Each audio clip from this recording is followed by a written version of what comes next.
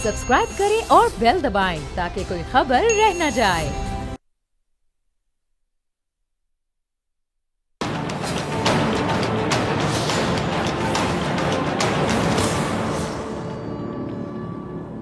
अस्सलामुअलैकुम, मैं हूं डॉक्टर फ़ज़ा खान और मैं हूं पाकिस्तान। नाज़रीन, लाहौर और लंदन सियासत में फिर अहमियत इख्तियार कर गए हैं। शहबाज शरीफ साहब पिछले एक महीने से आपको पता है कि लंदन में थे, जहां बड़े भाई मियां नवाज शरीफ साहब से मुस्तकिल मुलाकातें भी हुई और वहां दोनों अपने वकीलों से भी मिले जो नैब तरमीम मुअत्तल किए जाने के बाद भी सब अच्छा है की रिपोर्ट दे रहे थे। इधर पाकिस्तान में कुछ ऐसा हुआ कि एहतसाब अदालतों में साबिक सदर आसिफ अली जरदारी साहब, साबिक वज़ीर आज़म नवाज शरीफ, यूसुफ रज़ा गिलानी और राजा परवेज अशरफ के खिलाफ नैब रेफरेंसेस का रिकॉर्ड जमा किया जा रहा है। लेकिन कम अज कम मियां नवाज शरीफ साहब इस पेशरफ से बज़ाहिर परेशान दिखाई नहीं देते हैं। शहबाज शरीफ साहब जो एक महीने बाद लंदन से लाहौर आए ही थे कि 48 घंटों में दोबारा लंदन चले गए हैं।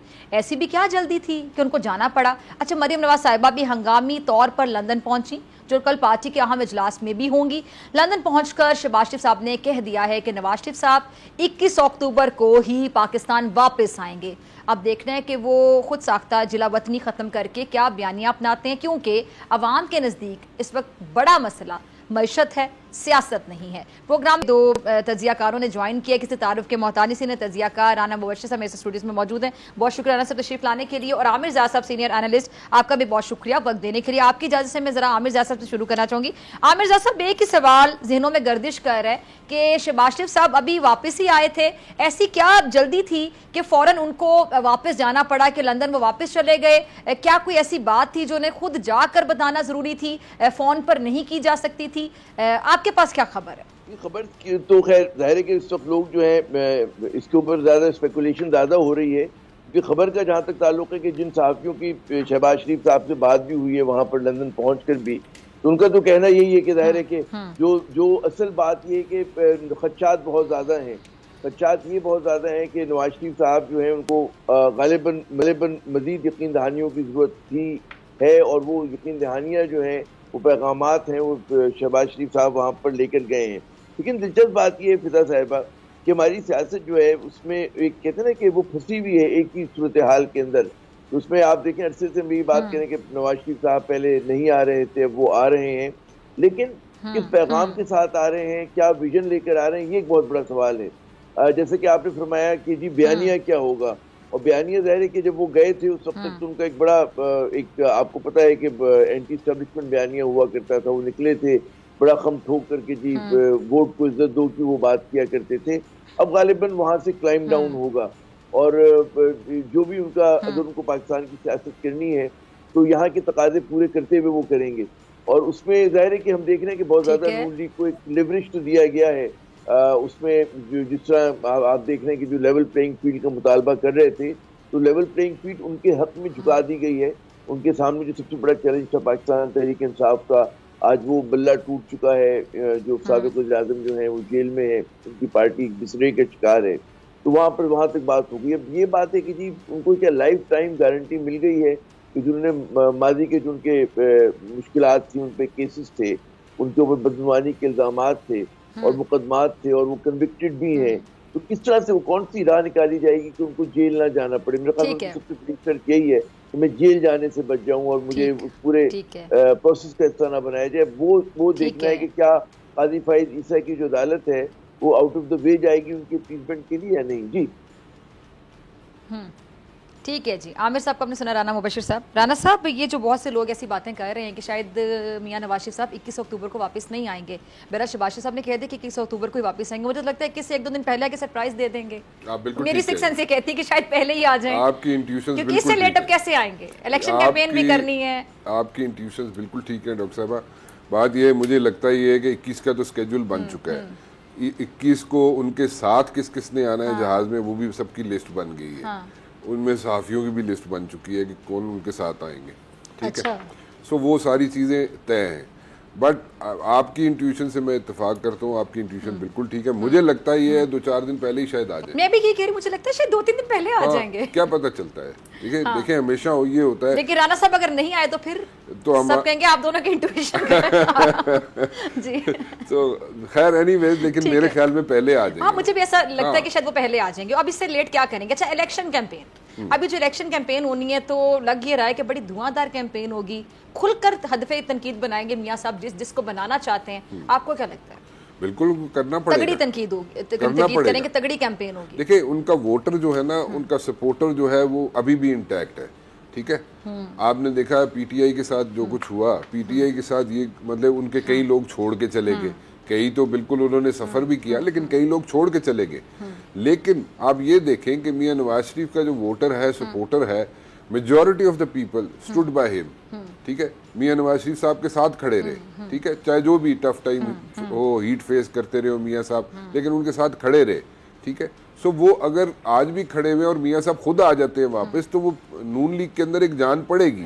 ٹھیک ہے, اور جو بندے, کیونکہ جو بات ہے نون لیگ ہے ہی میاں نواز شریف کی وجہ سے. ایگزیکٹلی, دیکھیں شہباز شریف صاحب جو مرضی کر لیں, ٹھیک ہے, ان کے چاہنے والے ہیں شہباز شریف صاحب کے, لیکن زیادہ بندے جو ہیں وہ نون لیگ کے اپنا میاں نواز شریف صاحب کے ساتھ ہے, نواز شریف صاحب کے ہی ووٹ بینک. اچھا ایک سوال میرے ذہن میں آتا ہے, یہی سوال ہے کہ میں عامر رضا صاحب آپ کی طرف بھی آؤں گی. رانا صاحب پہلے آپ کی طرف, کہ ایک طرف ہم کہتے ہیں کہ جی لیول پلینگ فیلڈ کے حوالے سے جو گلے شکوے شروع ہو گئے بلاول صاحب کے یا پیپلز پارٹی کے, پی ٹی آئی کے تو پہلے سے تھے, کہ یہ لیول پلینگ فیلڈ نون لیگ کے لیے بہتر ہے, باقیوں کو نہیں دی جا رہی.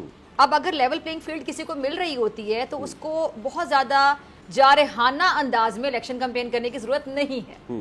اب اگر ہم یہ ایکسپیکٹ کرتے ہیں کہ نون لیگ یا نواز شریف صاحب واپس آئیں گے تو بڑی جارحانہ قسم کی الیکشن کیمپین دیکھنے کو ملے گی, کہ کھل کر تنقید ہوگی جس پر وہ تنقید کرنا چاہیں گے, کیونکہ سننے میں آ رہا ہے کہ بڑے بڑے نام ہیں جن پر کھل کر تنقید کی جائے گی الیکشن کیمپین کے دوران. پھر اس کا مطلب لیول پلینگ فیلڈ والا جو شکوہ ہے بلاول کا وہ غلط ہے, کیونکہ اگر آپ کو اتنی لیول پلینگ فیلڈ مل جائے گی تو پھر آپ نے تنقید کیوں کرنی ہے کسی پہ؟ آپ میرا پوائنٹ سمجھ رہے ہیں؟ میں آپ کا پوائنٹ سمجھ رہا ہوں, لیکن وہ گلا شکوہ پتہ کیوں ہو رہا ہے لیول پلینگ فیلڈ کا؟ دل ہلکا کرنا ہے. نہیں, دل نہیں ہلکا کرنا. وہ دیکھیں شروع میں آپ نے دیکھا ہوگا کہ بہت سے لوگ جو ہے ابھی ریسنٹلی, یہ 2 ماہ کی بات ہے, 1.5-2 ماہ کی بات ہے, کئی لوگ تھے جو پیپلز پارٹی میں شامل ہونے آگے تھے اور زرداری صاحب کے پاس آئے, شامل ہوئے, لیکن at the very same time کچھ ہی دنوں کے بعد پتہ چلا کہ وہ لوگ چھوڑ کے چلے گئے, اور ان لوگوں کو کسی حد تک نون لیگ نے ایکسیپٹ کر لیا. گلا یہ ہے, اب وہ انہوں نے بھی اسٹریٹجی چینج کر لی ہے نون لیگ نے. انہوں نے کہا جی کہ ہمارے پاس آلریڈی بہت وننگ کینڈیڈیٹس ہیں, تو ہم نئے جو بندے آئیں گے ویسے ہی آنا چاہتے ہیں تو آ جائے, ہم ان کو جناب ٹکٹ شکٹ یا اکوموڈیٹ کرنا مشکل ہو جائے گا ہمارے لیے. سو وہ گلا یہ تھا, ایک تو گلا یہ تھا, باقی اور بھی گلے کافی ہیں ان کے بلاول صاحب کے, لیکن ایک گلا یہ تھا کہ ہمارے پاس بندے آئے, آپ نے توڑ کے واپس رکھ لیے, لیکن یہ توڑنے جوڑنے والا کام جاری رہے گا, رکے گا نہیں. یہ اگر کہا جائے رک جائے گا, نہیں رکے گا. چلے ہم بھی سوال کو نہیں روکتے. یہی سوال ہے کہ میں عامر رضا صاحب, جیسے کہ میں نے آپ کی طرف آؤں گی, تو آپ کا اس پہ کیا کامنٹ ہے؟ بڑی دلچسپ بات یہ کہ لوگ جو ہیں پہلے سنٹریز یعنی کہ محلاتی سازشوں کی تو بات ہمارے یہاں بڑی ہو رہی ہے کہ جی لیول پلینگ فیلڈ جو ہے فلاں کے حق میں کر دی گئی اور فلاں کے خلاف کی گئی ہے. لیکن انتخابات میں سب سے جو مضبوط چیز ہوتی ہے کہ جناب پروگرام کیا ایسی پارٹی کا, عوام پہ وہ کتنا بھروسہ کر رہے ہیں, وہ آپ کو چیز ہوتی ہوئی نظر نہیں آ رہی. سب کا زور اسی بات پر ہے کہ کسی طرح سے اسٹیبلشمنٹ کا جو ہے چھتری کے نیچے وہ آ کے سیاست کریں, اور مطلب ہے کہ عوام کو کیا پروگرام ان کے لیے لے کے جانا ہے, کس مینیفیسٹو پہ جانا ہے. لگتا ہے کہ وہ تو عوام کی تو کوئی حیثیت ہی نہیں ہے.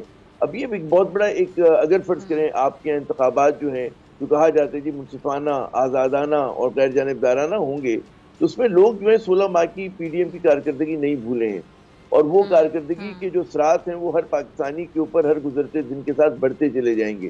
اس سے اپنے آپ کو مبرہ نہیں کر سکتی نون لیگ. اور نون لیگ کا مطلب یہ کہ بے شک شہباز شریف صاحب ہوں, لیکن ٹیم تو وہی تھی نا, کہ ان کے سمدھی جو تھے نواز شریف صاحب کے, وہی وزارت خزانہ کو لیڈ کر رہے تھے. تو نواز شریف اس چیز سے اپنا دامن چھٹک نہیں سکتے. وہ یہ نہیں کہہ سکتے کہ جی میرا ان 16 ماہ سے کوئی تعلق نہیں تھا. پھر دوسری بات یہ کہ نواز شریف صاحب جو ہیں وہ 20ویں صدی میں اپنے عروج پہ بقول شخصے ہوا کرتے تھے, اور بہت سارے لوگ کہتے ہیں کہ 20ویں صدی کے اندر وہ ہماری پارٹ آف دا پرابلم تھے اس ملک کی. اب 21ویں صدی کے پاکستان میں اس 20ویں صدی کی جو ایک پرابلم یا اس کا جو بھی تھا وہ ایک سلوشن کے طور پہ پاکستان میں آ نہیں سکتی. کریڈیبلٹی کا بہت بڑا فرق ہے. یہ بالکل لوگ کہتے ہیں کہ جی فلاں کو انہوں نے منا لی اور فلاں ایلیٹ ان کے ساتھ ہے, لیکن اصل بات ہوتی کہ عوام کی رائے اگر ایک عام پاکستانی سے آپ بات کریں کراچی تا خیبر جو مڈل کلاس کا ہے, پروفیشنل ہے, پڑھا لکھا ہے, اس میں اکثریت آپ جو ہوگی وہ اس پورے پولیٹیکل سسٹم سے بہت ناراض ہے. اور وہ سمجھتی ہے کہ جناب یہ سسٹم جو ہے فیل ہو چکا ہے اور یہ جو سیاسی جماعتیں عوام کیا چاہتی ہے وہ ٹرائیڈ اینڈ ٹیسٹڈ ہے. نہیں وہ یہ نہیں چاہتی, عوام یہ نہیں چاہتی. عوام بڑی معمولی سی بات چاہتی کہ اس کے جو رہنما آئیں وہ ایماندار ہوں, ان کے دامن جو ہیں وہ داغدار نہ ہوں بدعنوانی کے اس سے الزامات سے. انہوں نے باہر جو ہے محل نہ بنائے ہوں, جائیدادیں نہ خریدی ہوں, ان کی کاروبار نہ ہوں. ہمارے یہ بڑی بات ہوتی ہے فضا صاحبہ, اہم پوائنٹ ہے کہ آپ بہت کہتے ہیں کہ بھارت سے موازنہ کرتے اپنی جمہوریت کا, اس کے کس رہنما نے کاروبار اور جائیداد جو ہے بیرون ملک بنائی ہے؟ مودی نے بنائی, اٹل بہاری واجپئی نے بنائی, منموہن سنگھ نے بنائی, کس نے بنائی ہے؟ یہ پاکستان کے سیاستدانوں کے اعزاز کیوں ہوتا ہے کہ فرانس میں, دبئی میں, انگلستان میں ان کی جائیدادیں بھی ہوتی, کاروبار بھی ہوتا ہے. تو کچھ تو گڑبڑ ہوئی ہے. یا تو آپ کہہ دیں کہ اس ملک میں کبھی کرپشن نہیں ہوئی ہے, بالکل کرپشن تو ہوئی ہے. تو کرپشن جو ہے وہ آپ پہ سوال یہ لے کر میں آتی ہوں. ٹھیک ہے, ٹھیک ہے. یہ پھر اب یہ جیسا ہم دیکھ رہے ہیں کہ دوبارہ کیسز اب کھل رہے ہیں, تو کون کون اس کی زد میں آئے گا؟ اور سوال تو انہوں نے اہم اٹھایا کہ پھر کون, کیسے پتا چلے گا ہوا کیا؟ ہم نے دیکھا کہ پی ٹی آئی کے دور میں بھی صرف احتساب کا نعرہ لگایا تھا چیئرمین پی ٹی آئی نے, لیکن احتساب پھر کسی نے بھی نہیں کیتا, کہ جو جاتا تھا وہ وکٹری سائن بنا کے باہر آتا تھا اتنے دن وہاں رہ کے. اور بعد میں چیئرمین نیب سے پوچھا, میں آن ریکارڈ یہ بات کہتی ہوں کہ میں نے چیئرمین نیب سے پوچھا کہ آپ وکٹری سائن بنا کے باہر آ جاتے ہیں, اس ٹائم کے تو چیئرمین نیب تھے, تو آپ لوگ کسی کو ثابت نہیں کر پاتے ہیں, آپ کی کیا انویسٹیگیشن اچھی نہیں ہوتی ہے, آپ کی پروسیکیوشن ویک ہوتی, کہاں مسئلہ ہوتے, ثبوت نہیں ہوتے, اتنے بس بندے کو اپنی ٹینشن دے دی, وہ تو پھر وکٹری سائن بنا کے باہر آئے گا, ثابت نہیں ہو سکا. تو انہوں نے صرف مجھے یہ جواب دیا, بڑا لاچار سا جواب تھا, بڑی بے بسی ان کے جواب میں نظر آ رہی تھی, کہ میں آپ کو بتاتا ہوں کہ جس کے بھی اوپر ہاتھ ڈالا ہے وہ بالکل دودھ کا دھلا نہیں تھا. یہ جواب تھا. بہت کچھ کہہ گئے آپ کو, ویسے پھر ثابت کر دیتے نا. دودھ کا دھلا نہیں تھا, لیکن وہ بتا رہے تھے آپ کو کہ میں کچھ نہیں کر سکیا. سمجھ آئی گل دی. سو اینی ویز یہ بات مجھے ویسے سمجھ نہیں آئی کہ جو دودھ کا دھلا نہیں تھا اور باہر وکٹری کے سائن کیوں بنا کے نکلتا وہ, یہ بات مجھے نہیں سمجھ آئی آج تک. کیونکہ آپ اس کو آپ دیکھیں نا, اب آپ کو پکڑ لیں اور آپ کی انویسٹیگیشن ویک کو, پروسیکیوشن ویک کو ثابت نہ کر پائیں, تو آپ تو وکٹری سائن بنا کے باہر جائیں گے, کیونکہ ثابت نہیں ہو سکا نا. In so many words NAB chairman جو بھی تھا جس نے آپ سے بتایا, جس کے آپ سے بات کی, وہ بتا رہا تھا آپ کو کہ میں کچھ نہیں کر سکا. ٹھیک ہے, وہ پروسیکیوشن ویک تھی, انویسٹیگیشن ویک تھی, وہ تو سائڈ پہ کر دینا. وہ آپ کو یہ بھی بتا رہا تھا کہ میرے پہ شاید پریشر بہت تھا, اس لیے. تو ہمارے پاس کون کا چیئرمین پی ٹی آئی تو کہتے تھے کہ انڈیپینڈنٹ ادارے, میں تو کسی پہ پریشر رکھتا ہی نہیں ہوں, پھر جھوٹ بولتے تھے وہ. نہیں دیکھیں, چیئرمین پی ٹی آئی جو کہتے تھے کہ کسی پہ پریشر نہیں رکھتا ہی, وہ میرے نہیں خیال, I don't agree with this thing. یہ غلط ہے, ہوتا ہے ایسے, بالکل انڈر پریشر ہوتا ہے. ٹھیک ہے کام, لیکن وہ جو کچھ بھی ہے, احتساب آج تک کس نے کوئی سامنے آئی کوئی چیز؟ احتساب کا نعرہ لگا کر یہ آئے تھے, 22 سال کی جدوجہد کر کے احتساب ہوا, پھر کتنوں کا ہوا؟ نہیں ہوا, بلکہ وقت ضائع ہوا. نہیں ہوا, احتساب کے نام پہ وقت ضائع ہوا, گورنمنٹ ایکسچیکر کا پیسہ ضائع ہوا. آپ اکانومی پہ وہ ٹائم اسپینڈ کرتے, آپ یہاں پہ اسکولز بناتے, کالجز, یونیورسٹیز, ہاسپٹلز بناتے, آپ انفراسٹرکچر پہ کام کرتے, آپ بہتری کی طرف جاتے. نہیں کر سکے وہ. دیکھیں اتنے سال احتساب پہ رولا مچا رہا اور احتساب پھر ہوا ہی نہیں, یا پھر کر کے دکھا دیتے. بس گلا شکوہ یہ تھا کہ جناب پی ٹی آئی کے چیئرمین جو ہے وہ آتے لیٹ ہیں, ٹھیک ہے, آفس لیٹ آتے ہیں اور جلدی واپس چلے جاتے ہیں. سو کئی چیزیں ایسی ہیں جو رک جاتی تھی, کام نہیں ہوتے تھے. اگر ایک بندہ لیٹ آئے گا آفس, اور وہ پرائم منسٹر ہو, لیٹ آئے آفس اور اس کے بعد جلدی اٹھ کے چلا جائے, تو وہ کام کہیں رک بھی جاتے ہیں, پینڈنگ ہو جاتے ہیں. سو اس لیے بڑے ایشوز بہت زیادہ تھے. ٹھیک ہے, عامر زیاد صاحب آپ کی طرف میں آ رہی ہوں. عامر زیاد صاحب, یہ جو خبریں گردش کر رہی ہیں کہ آصف علی زرداری صاحب اور بلاول صاحب شاید کچھ معاملات پہ ایک پیج پر نہیں ہیں, یہ کیا صرف رومرز ہیں؟ یہ آپ کو لگتا ہے کہ حقیقت میں دونوں ایک پیج پر نہیں ہیں؟ دیکھیے, براڈلی میری بات ہوئی ہے پیپلز پارٹی کے رہنماؤں سے. براڈلی تو مطلب ہے کہ آپ اگر کوئی یہ سمجھے گا کہ جی رستم و سہراب کا ڈرامہ ہوگا جس میں باپ اور بیٹا ایک دوسرے کے مد مقابل ہوں گے, تو یہ خواہش کسی کی پوری ہوگی نہیں. اب ظاہر ہے کہ بلاول کے بات کرنے کے طریقے کا اپنا ہے اور زرداری صاحب کا اپنا ہے. اصل چیز یہ دیکھی جاتی ہے کہ ان کی جو سینٹرل ایگزیکٹو کمیٹی کی میٹنگ ہوئی, اس کا جسٹ کیا نکلا. جسٹ یہ نکلا کہ زرداری صاحب کو اختیارات دے دیے گئے, اور بلاول صاحب نے جو بھی اپنے ورکر کو دکھانے کے لیے, لوگوں کو پیسیفائی کرنے کے لیے جو ایک اسٹانس جو نسبتاً لوگوں کو لگا جو بڑا ریڈیکل ہے, وہ لیا تھا, لیکن وہ چیز چلی نہیں. بات وہی ہوئی, پریویل وہی فلسفی, وہی سوچ کی گئی, وہی حکمت عملی کی گئی جو زرداری صاحب کے پاس تھی اور ہے, جس میں ظاہر کس چیز سے ان کو اختیار دے دیا تھا کہ آپ ڈیل کریں. تو میں نہیں سمجھتا کہ کوئی اس طرح کے اختلافات ہیں کہ جناب ایک دوسرے کے مد مقابل آ جائیں گے اور نئی سوچ, پرانی سوچ کی بات ہوگی. بلاول بڑے فرما بردار قسم کے صاحبزادے ہیں اپنے والد کے، ان سے سیکھا ہے، انسپائر ہوتے اپنے والد کی سیاست سے اور ان کی قربانیوں کا دم بھرتے ہیں. تو کوئی یہ سمجھے کہ اس کی وہ نفی کرنے جا رہے ہوں گے کل کو، وہ ایسا نہیں ہوگا. ایک آپ کو تسلسل نظر آئے گا پاکستان پیپلز پارٹی کے اس میں، لیکن ظاہر ہے کہ بات کرنے کا انداز ہوتا ہے اور وہ چاہیں گے کہ اپنی سپیس کریٹ کریں، ذرا سا لوگوں کو ایک امید دلا کے رکھیں کہ جی میرے پاس اگر اختیار آیا اور میں جو ہوں میں ایک تبدیلی لے کر آؤں گا. لیکن ظاہر ہے کہ وہ تبدیلی آتی ہوئی آپ کو نظر نہیں آ رہی ہے. ہمارے یہاں تبدیلی کی ہوائیں چلتی ہیں لیکن تبدیل کچھ نہیں ہوتا ہے، وہ ہم نے بارہا دیکھا ہے. اتنی بڑی میں اس چیز کو اتنا سیریسلی نہیں لیتا کہ پیپلز پارٹی کے اندر خود ان کی سورسز کے اعتراف ہے کہ جی ٹھیک ہے، اگر کہیں پہ کہیں سوچ تھی بھی تو وہ سوچ جو ہے اس نے یہ فیصلہ کیا کہ جناب آپ کو جو ہے اسی سسٹم میں رہتے ہوئے پالیٹکس کرنی ہے اور اس کے اندر کوئی آپ اگر یہ سمجھیں کہ کوئی آپ میدان جنگ میں آ جائیں گے، کوئی دوبارہ سے جہاد شروع کر دیں گے، ویسا کچھ نہیں ہو رہا. ہاں ایک بات اور ہے کہ یہ کیونکہ پی ٹی آئی اب منع ہو گئی ہے بظاہر، اور اب ظاہر ہے کہ الیکشن ہوگا تو پی ٹی آئی وہ نون لیگ بمقابلہ جو ہے پیپلز پارٹی ہوگا اور اس کے اندر ظاہر ہے کہ دونوں ایک دوسرے پہ تنقید بھی کریں گے. ایک ایڈوانٹیج پیپلز پارٹی کو ہے گو کہ اس کے اوپر جو ہے بہت زیادہ مطلب ان پہ بھی ایلیگیشن بے شمار ہیں، ان کی گورننس سندھ میں اچھی نہیں ہے، لیکن compare to P M L N ان کی جڑیں سندھ میں ہیں، پنجاب میں پاکٹس ان کی ہیں، کے پی میں چھوٹی سی پاکٹس ہیں، بلوچستان میں ظاہر ہے ہمیں پتہ ہے کہ باپ زیادہ امپورٹنٹ رول ادا کرے گی، لیکن ایک نیشنل پارٹی کا کریکٹر ہے. نون لیگ جو ہے وہ صرف پنجاب کی جماعت ہے، سندھ میں اس کا کوئی وجود نہیں ہے. کے پی میں ہزارہ بیلٹ میں ہوتی تھی، بہت کمزور ہو گئی. بلوچستان کے اندر دائرے کے کوئی اس کا نام لیکن ابھی نون لیگ کا دعویٰ یہ ہے کہ اب سندھ میں بھی وجود ہوگا، بڑے کانفیڈنٹ ہیں. سندھ میں اگر سیٹ ایڈجسٹمنٹ ہو جاتی ہے عامر زیاد صاحب جی ڈی اے کے ساتھ، ایم کیو ایم کے ساتھ، جے یو آئی کے ساتھ، تو آپ کو لگتا ہے کہ پیپلز پارٹی کو ٹف ٹائم دیا جا سکتا ہے نون لیگ کی طرف سے؟ میرا عرض یہ کرنے کہ دعوے قطع نظر بات ہوتی کہ کیا عوام میں پذیرائی ہے یا نہیں ہے. صرف دعوے نہیں ہے نا، بلاول صاحب کے گلے شکوے اس بات پہ سٹیمپ لگا رہے ہیں کچھ نہ کچھ ہے، کیونکہ بلاول کہہ رہے ہیں لیول پلینگ فیلڈ نہیں مل رہی. بلاول کو لگ رہا ہے کہ سندھ کی طرف بھی آ رہی ہے اب نون لیگ. نہیں نون لیگ کا خطرہ نہیں، بلاول اتنا شور نہ مچاتے. نہیں وہ بلاول صاحب اس لیے شور مچا رہے ہیں. 3 وجوہات ہیں اس کی.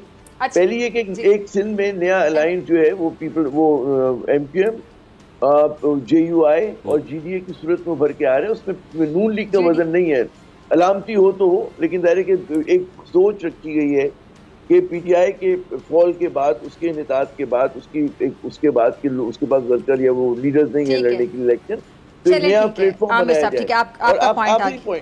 اور ایک بات اور ہے اس میں کچھ ٹرانسفر پوسٹنگ ہوئی ہیں، پیپلز پارٹی خوش نہیں ہے، کرپشن کیسز کے اوپر وہ لوگ خوش نہیں ہیں. تو یہ چیز ان کے اعتراض کی ہے جس کے اوپر آپ کو لگ رہا ہے کہ جی وہ بہت زیادہ بلبلا رہے ہیں یا شور مچا رہے ہیں. جناب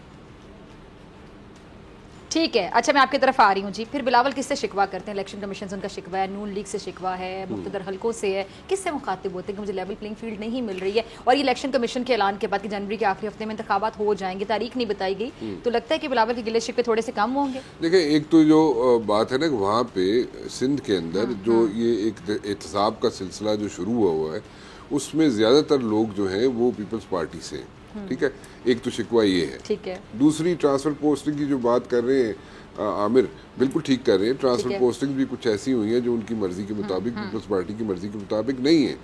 اب یہ الائنس جو ہے، جو الائنس بن رہا ہے جی ڈی اے کا، اور جس میں بڑی بات یہ ہے کہ مولانا فضل الرحمان صاحب جو ہیں وہ اپنے آپ کو پچ کر رہے ہیں اگینسٹ پیپلز پارٹی.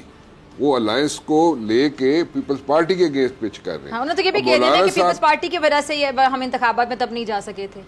دیکھیں وہ تو مہینے کا سارا وہ ملبہ انہوں نے مولانا صاحب کے پاس بڑی اچھی لوکریٹو قسم کی منسٹریز تھی. 16 مہینے انہوں نے بڑا کمفرٹیبل گزارا ہے. لیکن دا پوائنٹ از کہ انہوں نے اس وقت جو الائنس پچ کیا ہوا ہے نا اگینسٹ پیپلز پارٹی، وہ الائنس صرف سندھ کی حد تک یا کراچی کی حد تک نہیں رہے گا. پیپلز پارٹی والوں کو خیال یہ ہے کہ پنجاب میں بھی ایسے ہی کریں گے مولانا صاحب، اور کے پی کے میں بھی ایسے ہی کریں گے. ٹھیک ہے. سو اگر ایسے ہی کریں گے اگر وہ، تو وہ جو کمفرٹ لیول تھا بٹوین آصف زرداری صاحب اینڈ مولانا فضل الرحمان صاحب، وہ مجھے وہاں پہ نظر نہیں آ رہا ہے. الیکشن کب نظر آ رہے ہیں رانا صاحب؟ الیکشن جو ہے دیکھیں، اگر جو آخری ہفتہ بتایا اس میں نہیں بھی اگر نہیں بھی ہوتے تو کتنا آگے چلے جائیں گے؟ تو زیادہ سے زیادہ میرے خیال میں فیب میں چلے جائیں گے. یعنی وہ تجزیہ کار اور تبصرے کرنے والے ان کی دکانیں بند ہیں جو کہتے تھے کہ 25 میں جائیں گے، 26 میں جائیں گے. نہیں دیکھیں اگر اکانومی جو ہے نا, اگر اکانومی آپ کی ٹھیک ہو جاتی ہے ان another like month 2 months time, اگر آپ کو یہاں پہ 10 بلین 12 بلین ڈالر اگر آ جاتا ہے, ٹھیک ہے, اور اکانومی ٹھیک ہو جاتی ہے اور اس کے ٹرکل ڈاؤن ایفیکٹس بھی ہوتے ہیں عوام کی طرف, تو آپ خود بتائیں کہ عوام کیا کہے گی کہ ہم نے جناب الیکشن کی طرف جانا ہے. وہ تو کہیں گے اگر ہمارے بجلی کے بل کم ہو گئے, ہمارے جناب کھانا پینا سستا ہو گیا, پیٹرول سستا ہو گیا, تو وہ کہیں گے چھوڑو جی الیکشن کرانے نے کرا لو, نہیں کرانے نہ کراؤ. ٹھیک ہے, یعنی عوام اسی نگراں سیٹ اپ کے ساتھ کمفرٹیبل ہو جائے گی. نگراں سیٹ اپ کے ساتھ تو میرے نہیں خیال کمفرٹیبل ہوگی, لیکن کس کے ساتھ کمفرٹیبل ہو؟ کسی کے ساتھ بھی کمفرٹیبل ہو سکتی ہے, لیکن سیاستدانوں سے دل ان کا بھر گیا ہے. آپ کہہ رہے ہیں, آپ بہت بڑی بات کر رہے ہیں اس ٹائم پہ کہ وہ عوام کہے گی الیکشن کروانے نہیں کروانے مرضی ہے, کرانی تو کراؤ, نہیں کرانی نہ کرو. ان کو تو اپنے کھانے کا مسئلہ ہے نا, یوٹیلٹی بلز کا مسئلہ ہے. نگراں سیٹ اپ ہی ہوگا نا. نہیں پہلے تو ہوگا نا, لیکن بعد میں وہ اگر یہ سوچ آ جائے لوگوں میں کہ جناب الیکشن کرانے تو کراؤ, نہیں کرانے نہ کراؤ, بے شک 2 سال بعد کراؤ, لیکن اگر کنٹینیو کون کرے گا؟ کنٹینیو پھر کچھ نہ کچھ چیزیں تو شیپ اپ ہو جاتی ہے نا ود پیسج آف ٹائم. ٹھیک ہے. اچھا نواز شریف تو 21 اکتوبر کو واپس آ رہے ہیں نا, وہ آپ کی انٹیوشن سے میں بالکل اتفاق کرتا ہوں, وہ ہو سکتا ہے اس سے پہلے بھی آ جائے. ہاں مجھے لگتا ہے کہ وہ 2-3 دن پہلے آ جائیں گے. چلے دیکھتے ہیں کہ جو مجھے لگ رہا ہے وہ ٹھیک لگ رہا ہے کہ نہیں. چلے جی, بہت شکریہ دونوں مہمانوں کا. اور بریک کے بعد میں بات کروں بھارت کی, اور میرے ساتھ موجود ہوں گے وزیر داخلہ سندھ بریگیڈیئر حارث نواز صاحب.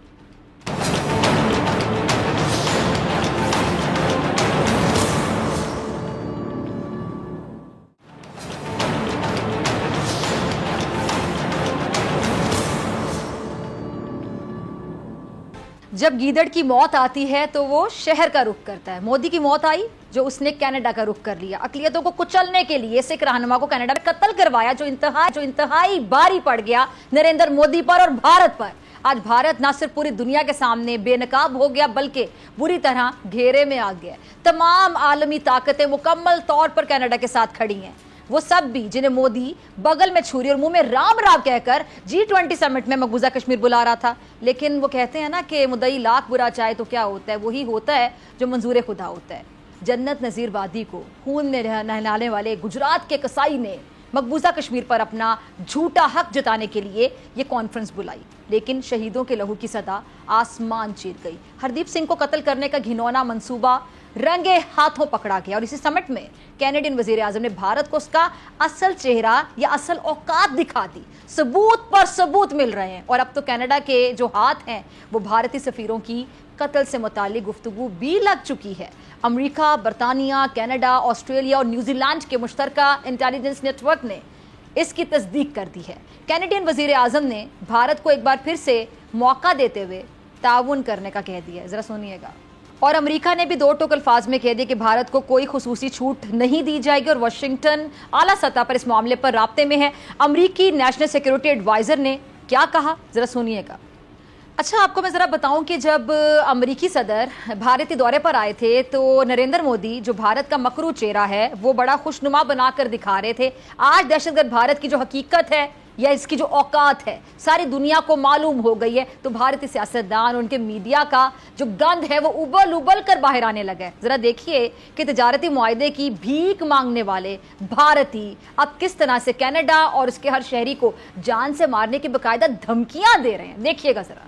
جی سنا آپ نے میجر گورو آریہ نامی اس نفسیاتی شخص کو, باقاعدہ آپ دیکھ لیں کس کی باتیں اور اس کے چہرے پہ نفسیاتی آپ کو تاثر نظر آ رہا ہوگا کہ کس حد تک نفسیاتی ہو گیا ہے, اور جس کی گفتگو کی تھی کسی نارمل شخص کی گفتگو لگ رہی تھی آپ کو. یہ یعنی یہ کہنا یہ چاہ رہا ہے میجر گورو آریہ کہ ہندوتوا کی راہ میں جو سامنے آئے گا وہ سیدھا مارا جائے گا, اور تو اور نہ ملک میں زندہ چھوڑا جائے گا نہ ہی ملک سے باہر چھوڑا جائے گا.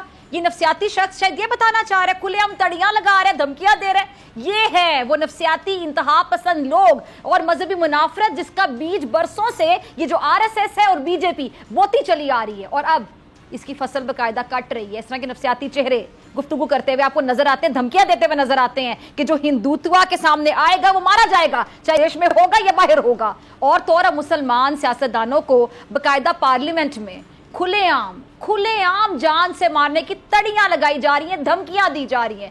دیکھیے گا ذرا یہ بھارت کا مکرو چہرہ. नफ्सियाती इनके तजिया कार गौरव आर्या जैसे, नफ्सियाती इनके एंकर पर्सन अर्नाब गोस्वामी जैसे, नफ्सियाती इनके पार्लियामेंटेरियन जिस तरह की बहस करे, सगी बातें करे, सब धमकियां लगा रहे, सब तड़ियां दे रहे हैं कि जी तड़ियां लगा रहे हैं कि जो हिंदुत्व के सामने खड़ा होगा उसको मार देंगे, जान से मार देंगे, कत्ल कर देंगे, उसे जीने का हक छीन लेंगे, हाँ वो भारत में हो या भारत से बाहर हो। नफ्सियाती लोग पार्लियामेंटेरियन, आपको लग रहा था कि पार्लियामेंटेरियन जिस तरह की गुफ्तगू करे, इसका अंदाज इसने अपनाया हुआ है। आलमी बरादरी जरा गौर से देख ले, गौर से सुन ले कि सेक्युलर होने की दावेदार, झूठी दावेदार, इंतहा पसंद बीजेपी सरकार जो सियासत में मुसलमान का वजूद तक बर्दाश्त नहीं कर सकती, खुलेआम कत्ल की धमकियां दे रही है, तड़ियां लगा रही है, वहां आम जो मुसलमान है उसकी जान माल इज्जत कैसे महफूज हो सकती है?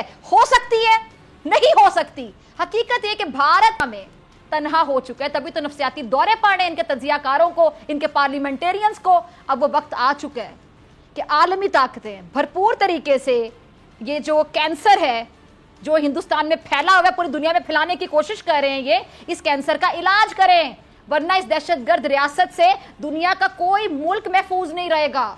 इस मौजू पे बात करने के लिए मेरे साथ मौजूद मेहमान मौजूद है, दिफाई तजियाकार और निगरां वज़ीर दाखिला सिंध ब्रिगेडियर रिटायर्ड हारिस नवाज साहब। बहुत शुक्रिया ब्रिगेडियर साहब ज्वाइन करने के लिए, वक्त देने के लिए। ब्रिगेडियर साहब, हमने बहुत से प्रोग्राम्स किए हैं, पाक भारत टाकरा जिसमें आपने बड़ी शिरकत की और हमने बड़ी दफ़ा भारत का मकरू चेहरा बेनकाब किया, एक्सपोज किया है। और मेरा पहला शिकवा ब्रिगेडियर साहब आलमी ताकतों से है आज कि कल जब पाकिस्तान पुकार कर कह रहा था कि भारत दुनिया का सबसे बड़ा दहशतगर्द है, कुलभूषण का सबूत ब्रिगेडियर साहब हमने पेश किया तो सब आंखें बंद किए हुए बैठे हुए थे, सब चुप थे। अगर उस वक्त जाग जाते ब्रिगेडियर साहब तो बहुत पहले भारत को लगाम दी जा चुकी होती ना।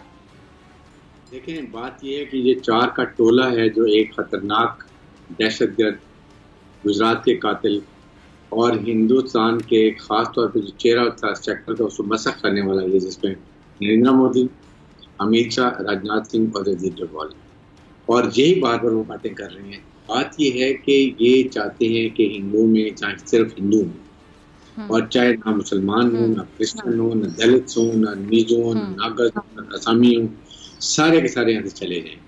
और उसका एक बड़ा क्लियर आपने चेहरा देख लिया जो कि वहाँ पर कनाडा में कर रहे हैं। पहले इन्होंने अजीत सिंह को कत्ल किया, उसके बाद एक और लीडर को कत्ल कर दिया, और फिर उनके जो प्राइम मिनिस्टर बड़ी खुली आके G20 में इंडिया के मुंह पे तमाचा मारा।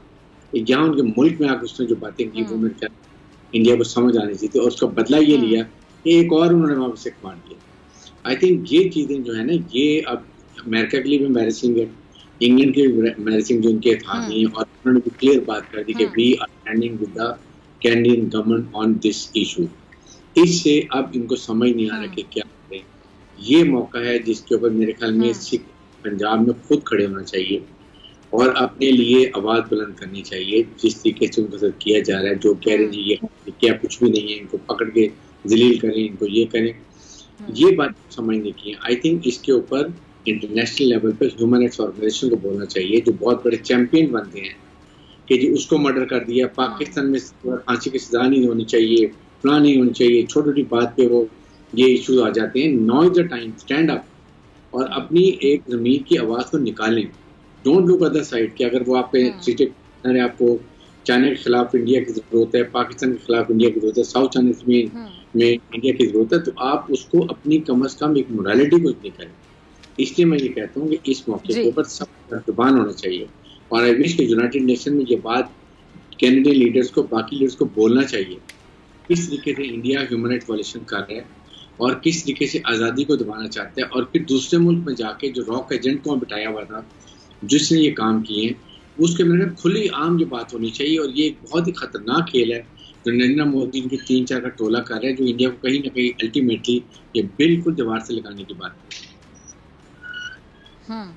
ठीक है। अच्छा ब्रिगेडियर साहब, ये कहते हैं ना कि झूठ के जो है पाँव नहीं होते हैं, झूठ खड़ा नहीं रह सकता है, तो मोदी का झूठ तो पकड़ा गया है। अब बेहतरी शायद इसमें नहीं है कि अपनी हजीमत दुनिया के सामने तस्लीम करे, तमाम अकलियतों को उनका हक दे, जो भारत मार के बैठा हुआ हक नहीं दे रहा उनको, हक गैर इंसानी जिंदगी गुजारी है अकलियतें वहाँ पर, मुसलमान, सिख, ईसाई, कोई भी वहाँ पे खुश नहीं। और इनमें जो जात पात का कॉन्सेप्ट है, ऊंची जात निचली जात, तो वहाँ पे जो दलित हैं, जो छोटी जात, इनके मुताबिक जात पात का कॉन्सेप्ट, तो वो भी वहाँ पे खुश नहीं है, उन पर जिंदगी तंग की हुई। तो आपके ख्याल में اب اس مقصد کے لیے کس طرح یہ جو عالمی دباؤ ہے وہ بڑھایا جا سکتا ہے، یا آپ کو لگتا ہے کہ یہ اس میں سے بھی کچھ نکلے گا نہیں، صرف شور مچے گا، یا کچھ اب نکلے گا، کوئی فروٹفل ریزلٹس نظر آئیں گے؟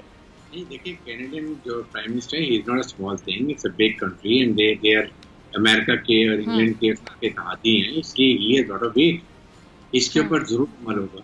اس لیے میں بات کرتا ہوں کہ اس وقت جو مل کے کر رہے ہیں، وہاں 26 جماعتیں ان کے خلاف کھڑی ہو گئی ہیں الیکشن کے لیے، انہوں نے کہا جسے بال ٹھاکرے شیو سینا اس کو ان کو آواز بنانی چاہیے کہ آپ یہ کیا کرتے ہیں. انڈیا کے جو ایک سیکولر اسٹیٹ کا ایک امیج تھا، آپ نے وہ تو بالکل ختم کر کے رکھ دیا. اب ہندو اسٹیٹ اکھنڈ بھارت کی بات کرتے ہیں، جس میں یہ کہاں سے کہاں تک بھارت کی سوچ رکھتے ہیں، کیونکہ یہ نہ ان کی فوج جو اس قابل ہے، انٹرینڈ ہے، ان پروفیشنل ہے، لیکن اونلی ناطے کشمیری عورتوں بوڑھے بچوں کر سکتے ہیں. اگر رشیا کے سوویت یونین 15 کی ریاستوں میں ٹوٹ سکتے اتنی بڑی فوج کے ساتھ، تو یہاں تو بڑا آسان کھیل ہے، یہ اپنے آپ کو خود آگ میں دھکیلے ہیں. یہ Narendra Modi going to the factor. اچھا سوری میں آپ کی بات کاٹ رہی ہوں بریگیڈیئر صاحب، یہ آپ نے ان کی فوج کا ذکر کیا، ان کی سنہا کا ذکر کیا، ان کا یہ ریٹائرڈ فوجی ہے نا میجر گورو آریہ، جو ٹی وی چینل پہ بیٹھ کے یا یوٹیوب پہ بیٹھ کے ویلاگس کرتا ہے اور تجزیے دیتا ہے. اس کی بھی ہم نے کلپ چلایا تھا، اور اس کی باڈی لینگویج دیکھ کر، اس کی گفتگو سن کر کھلے عام یہ تڑیاں لگا رہے ہیں، دھمکیاں دے رہے ہیں کہ جو ہندوتوا کے سامنے آ کے کھڑا ہوگا یا اپنے حق کی بات کرے گا وہ مارا جائے گا، خواہ وہ دیش میں اور دیش سے باہر ہو. یعنی یہ سوچ ہے ان کی سنہا کی، اور یہ ریٹائرڈ آرمی آفیسر ہے بیسیکلی. یہ میجر گورو آریہ اپنی پوری بھارتی سنہا کو ریپرزینٹ کر رہا ہے نا، کہ یہ سوچ ہے ان کی. یہ میرے گورو کی کیا حیثیت؟ What is nothing. صرف وہ را کے اشارے کے اوپر ناچتا ہے اور باتیں ایسے کرتا ہے جیسے کہ پوری ورلڈ کو چلا رہا ہے. Think you should understand all this. اور ان کی باتوں کو کوئی اہمیت نہیں دیتا، یہ صرف باتیں کرنے کی ہوتی ہیں. اصل وقت اب یہ آ گیا ہے کہ عالمی برادری کو خود سمجھنا چاہیے کہ آپ کو اب یہ تصادم سے نکلنا چاہیے. آج بھی پرائم منسٹر نے کہا کہ تقریباً 40-50 ملکوں میں چھوٹے چھوٹے جھگڑے چل رہے ہیں. یہ یونائٹڈ نیشن کیوں بنائی گئی؟ مقصد یہ تھا کہ ملکوں کی تصادم اور تسکیوں کو سیٹل کیا جائے، لڑائی سے دور رکھا جائے 1944 کی وار کے بعد، سیکنڈ ورلڈ وار کے بعد. لیکن they have done nothing. First war میں لیگ آف نیشن بنائی، پھر اس کے بعد یونائٹڈ نیشن بنائی، but they have lost the impact. اگر آپ اپنے ریزولوشن کو آپ اپنے کو کامیاب نہیں کر سکتے، ان کو لے کے نہیں چل سکتے، then there is no purpose of holding it. United nation military observer group جو لگا ہوا ہے لائن آف کنٹرول کے اوپر، مقصد یہ کہ ڈسپیوٹڈ ٹیریٹری، لیکن وہ اوپنلی کہتے ہیں اور ہم تو باقی سب کچھ بیٹھے ہوئے. یہ خالصتان کے لوگوں کی ان کو غلط فہمی ہے. فائٹرز، یہ فائٹر نے اگر اندر کی طرح موو کر لیا تو ان کو سمجھ نہیں ہے کہ انڈیا کی حکومت کہاں جاتی ہے، اور انڈیا کے یہ لوگ جو ایکسٹریمسٹ ہندو ہیں یہ کہاں جاتے ہیں. باقی آئی تھے ادھر ماڈریٹ پیپل جو ابھی ان کے خلاف کھڑے ہو رہے ہیں آہستہ آہستہ. اس لیے اس وقت پر سکھ برادری کو انٹرنیشنلی اور ڈومیسٹک کھڑا ہونا یونائٹڈ کو بننا چاہیے. ساتھ ہی ساتھ کشمیری جو باہر ہیں وہ بھی ان کو سپورٹ کرتے ہیں، اسی طرح سکھ کشمیریوں کو سپورٹ کرتے ہیں. They have to make a united front to stand against Indian government atrocities which they causing as a minorities. اچھا ایک اور چیز بریگیڈیئر صاحب، یہ جو را کے بھیس میں چھپے ہوئے بھارتی سفیر ہیں، ان کی کالز بھی پکڑی گئی ہیں. اس سے ظاہری بات ہے دنیا بھر میں خطرے کی گھنٹی بجی ہے. تو دیگر ملکوں کو اب کتنا محتاط ہو جانا چاہیے، ان کے لیے کتنا بڑا میسیج ہے تو باقی ممالک ہیں کہ وہ اپنے ہاں ان کے جو را کے سفیروں کی کارروائیاں ہیں ان پر کڑی نظر رکھیں؟ آئی تھنک اس لیے بڑی سمپل ہے. سفارتکار میں جب بھی اب ان کے نام جاتے ہیں سفارتکاروں کے لیے، تو یہ اپنے ایجنٹس را کے بھیجتے ہیں تاکہ وہاں پر جا کے افراتفری پھیلائیں، اس کو پرابلم کریٹ کریں، یہ مرڈر اس طرح بھی کروائیں. So they should carry out their own intelligence. باقی انٹرنیشنل ایجنسی سے بھی پوچھیں کہ یہ جو سو اس کمنگ، ان کا پرانا بیک گراؤنڈ کیا ہے، کیا ان کے انٹیلیجنس سے میں رہے ہیں یا ان کا را سے کوئی تعلق ہے. جس اور پھر سیکنڈ دیکھیں یہ کتنی کرج کی بات ہے، اتنی بڑی ڈیموکریسی کو اور ملک کو جو بہت بڑا چیمپئن سمجھے ڈیموکریسی کا، کینیڈا نے کیسے اس کو نکال کے بار بار. This shows the courage and authority اور مورل آف اے کنٹری. اور I think we gave lot of time to just ٹوٹو کو کہ جس طریقے سے انہوں نے بات کی ہے، ٹھیک ہے، باقی ملکوں بھی اس کی تکلیف کریں. اچھا ٹھیک ہے. اچھا میرے صاحب آخری 2 منٹ ہے میرے پاس، آپ اپنا لاسٹ کامنٹ بھی دے سکتے ہیں اس حوالے سے. میرا سوال یہ کہ جو پاکستانی وزارت خارجہ ہے، پاکستانی وزارت خارجہ نے بڑا اچھا بہترین جملہ استعمال کیا بریگیڈیئر صاحب کہ انہیں بھارت کے خلاف کینیڈا کے الزام پر کوئی حیرت نہیں ہوئی ہے، کیونکہ ہم تو بارہا بتاتے رہے کہ بھارت کی اصلیت، بھارت کی جو اوقات ہے وہ ہے کیا، اور بھارت برسوں سے ہندوتوا کے ایجنڈے پر عمل پیرا ہے. اب اس کا جو انجام ہے، کیا بھارت کے ٹکڑوں کے سوا کچھ آپ کو نظر آتا ہے؟ کیونکہ پاکستان کو توڑنے کی ہمیشہ بات کرتے ہیں, پاکستان کی تو میلی آنکھ سے دیکھنے کی کوشش کرتے ہیں, وہ لگ بات ہم ان کی آنکھیں باہر نکال کے پھینک دیتے ہیں. تو اب جو بھارت ہے, کیا آپ کو اس کے ٹکڑے نظر آتے ہیں آنے والے وقت میں؟ پاکستان کو کسی کو کچھ کرنے کی ضرورت نہیں ہے. سب سے بڑا دشمن یہ 4 کا ٹولہ ہے انڈیا کا, جو انڈیا کو خود توڑنے کی چکر. کیا ان کا ایجنڈا ہے مجھے کچھ سمجھ نہیں آتی, لیکن پاکستان کو واقعی حیرانی نہیں ہوئی ہے. اس لیے حیرانی نہیں ہوئی ہے کہ گلبن جادیو کی مثال ہمارے تھے, وہ ان کی اسٹیٹمنٹ دی اجیت ڈوبھال کی سوچ ہوگی بلوچستان میں ہم یہ کر دیں گے, بلوچستان کو علیحدہ کر دیں گے, پاکستان کو ہم یہ کر دیں گے. دے بن سیئنگ اوپنلی, اس پہ تو کوئی ڈاؤٹ نہیں ہے, رائٹ, یہ کلیئر یہ بات کرتے رہے. اس لیے پاکستان کو اپنی پالیسی قائم رکھنی چاہیے, کشمیریوں کی سپورٹ رکھنی چاہیے, دنیا کو ان کی جو یہ اٹراسٹیز ہیں کشمیریوں کے خلاف وہ بتانا چاہیے. خالصتان کے لوگ باہر بیٹھے ہوئے ان کو اس کو ایکسپوز کرنا چاہیے. الٹیمیٹلی کہیں نہ کہیں دنیا کا ضمیر جاگے گا اور خالصتان اور کشمیر. اچھا, آخری 1 منٹ ہے, میں آپ کی موجودگی کا فائدہ اٹھاتے ہوئے ذرا ایک اور کامنٹ آپ سے لینا چاہوں گی. بریگیڈیئر صاحب, آپ نے دیکھا, آپ کہہ رہے ہیں نا مجھے تو پتہ نہیں چل رہا چاہتے کیا ہیں, واقعی ان کی نفسیات سمجھ نہیں آتی ہے. یہ جگ ہسائی ان کی ہوئی, کینیڈین وزیر اعظم نے ان کو ایکسپوز کیا, اور یہ اس پر بڑے شادیانے بجا رہے تھے, آپ نے دیکھا ہوگا. ان کو تو سمجھ نہیں آتی کہ کہاں ان کی بے عزتی ہو رہی ہے, کہ ذلت کا سامان جو کما رہے ہیں اس پہ یہ شادیانے بجا رہے ہیں اور اس کو اپنی اچیومنٹ سمجھ رہے ہیں. جیسا کہ آپ کو یاد ہوگا کہ ابھی نندن طیارے سمیت نیچے گر گیا تھا, اور اس کے بعد ہم نے جذبہ خیر سگالی کے تحت اس کو واپس بھیجا تھا. انہوں نے اس کو جاتے ہی میڈل پہنا دیا, سب بہت بڑی کوئی اچیومنٹ کر کے واپس آ رہا تھا. بالکل, اور یہی بات مجھے حیرانی ہو رہی ہے کہ ان کو کوئی شرم بھی نہیں آتی ہے, ان کو کوئی ہزیمت بھی نہیں ہوتی ہے. جس طریقے سے ان کی بے عزتی ہو رہی ہے, جس طریقے سے کینیڈا نے 2 دفعہ میں مرڈر ان کے کر دیا, اور ایک دیکھیں ایک مرڈر کے بعد انہوں نے ان کو سفارت کا جو راک ایجنٹ تھا اس کو واپس بھیج دیا. And again they have done the same. This means کہ دے آر سو روگ. ان کو کسی سفارتی آداب کی فکر نہیں ہے, کسی چیز کی فکر نہیں ہے. تو آئی تھنک یہ چیزیں اب کھل کے سامنے آ رہی ہیں. اس پہ یورپ بھی کھڑا ہوگا, امریکہ بھی کھڑا ہوگا, everybody will come in support of Canada. اور یہ یہاں پر اب میرے خیال میں انڈیا کو اور زیادہ چہرہ مخلوع نظر آ گیا ہے, اور ایسا دیکھیں گے یہ خود تباہی کی طرف چلتے ہیں. ٹھیک ہے بریگیڈیئر حارث نواز صاحب, بہت شکریہ آپ کے وقت کے لیے. اور ناظرین, اسی کے ساتھ مجھے دیجیے اجازت, آپ سے ملاقات ہوگی انشاءاللہ پیر کے روز, سیم ٹائم سیم چینل. اگر زندگی نے وفا کی, دعاؤں میں یاد رکھیے گا, اپنے پیاروں کا بہت خیال رکھیے گا. اللہ نگہبان.